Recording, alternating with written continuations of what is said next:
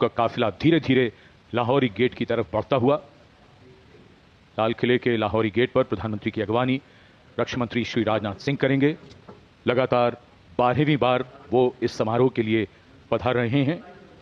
आजादी के जश्न में निखरा भारत के लोकतंत्र का रंग, उत्सुकता बढ़ती हुई, जोश चढ़ता हुआ और आगमन हो रहा है माननीय प्रधानमंत्री का।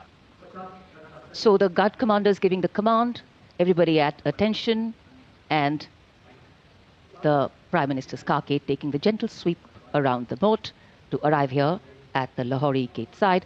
The Republic of India celebrating its 79th Independence Day and the leader of the government of the largest democracy in the world being accorded a ceremonial salute and welcome. लाल किले के ऐतिहासिक लाहौरी गेट पहुंचने पर माननीय प्रधानमंत्री श्री नरेंद्र मोदी का विधिवत स्वागत रक्षा मंत्री श्री राजनाथ सिंह के द्वारा, रक्षा राज्य मंत्री श्री संजय सेठ और रक्षा सचिव श्री राजेश कुमार सिंह भी यहां पर उपस्थित। दिल्ली एरिया के general officer commanding lieutenant general Bhavnish Kumar माननीय प्रधानमंत्री महोदय को सलामी मंच तक ले जाएंगे, जहां उन्हें थल सेना, नौसेना, वायुसेना और दिल्ली पुलिस के 96 जवानों का गार्ड ऑफ ऑनर दिया जाएगा।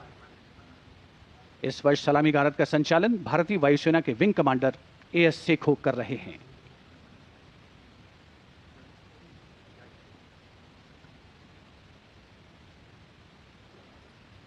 सेना पुलिस कमांड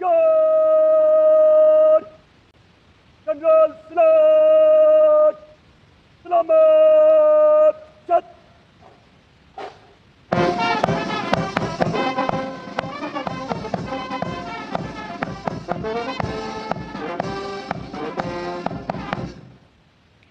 सेना police command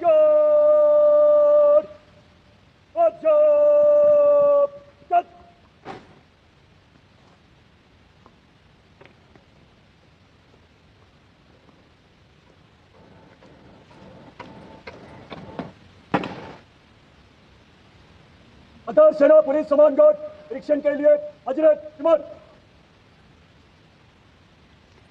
The overall commander of the Prime Minister's Guard of Honor informing the Prime Minister that the guard is ready and requesting him to inspect the Guard of Honor. The band position there will strike up a slow march during the inspection.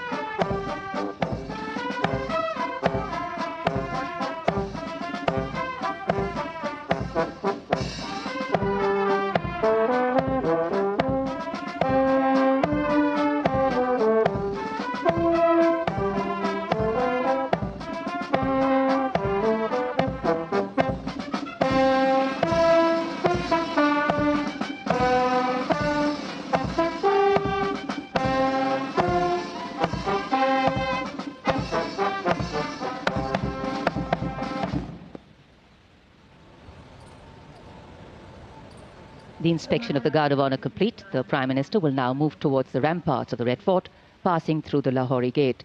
The flag hoisting ceremony at the ramparts, followed by the Prime Minister's address to the nation, are the high point of today's celebrations here.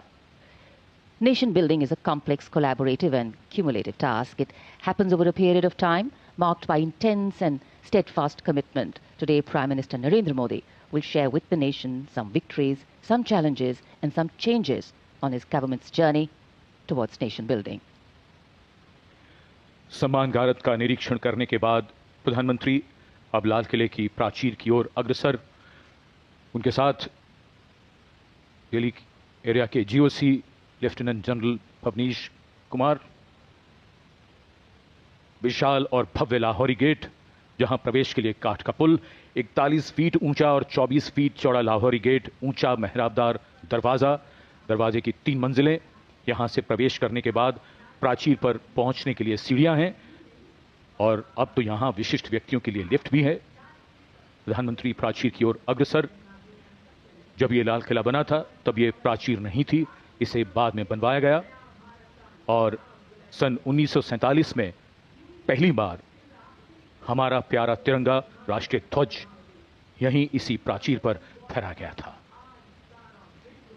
So the raincoats are out. A slight drizzle seems to be blessing the venue. Opportune moment and time.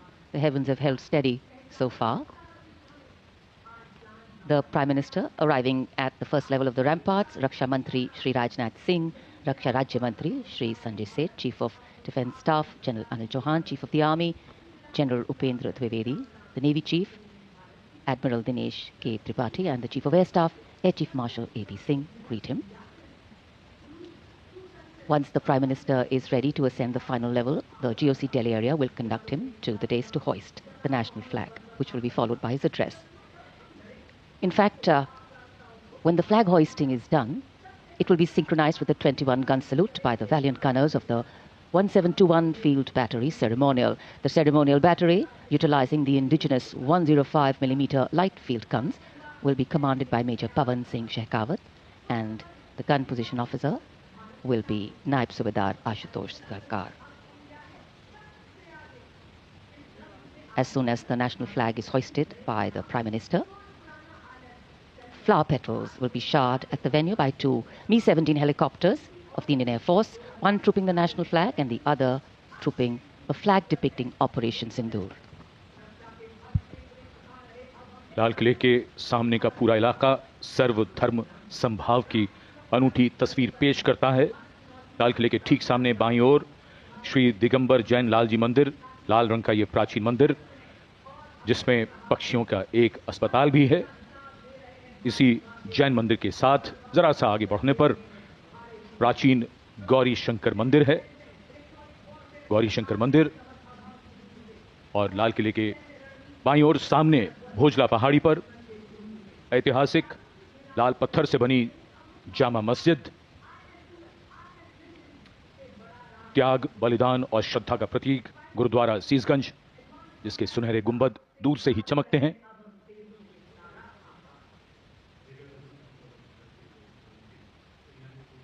सर्वधर्म संभाव का विचार भारत के मूल में है और इस इलाके में आर्य समाज मंदिर भी है और सेंट्रल बैप्टिस्ट चर्च भी, भले ही वो कैमरे की नज़र से दूर हैं लेकिन हैं यही इसी इलाके में मौजूद। और ये विशिष्ट दीर्घा जहां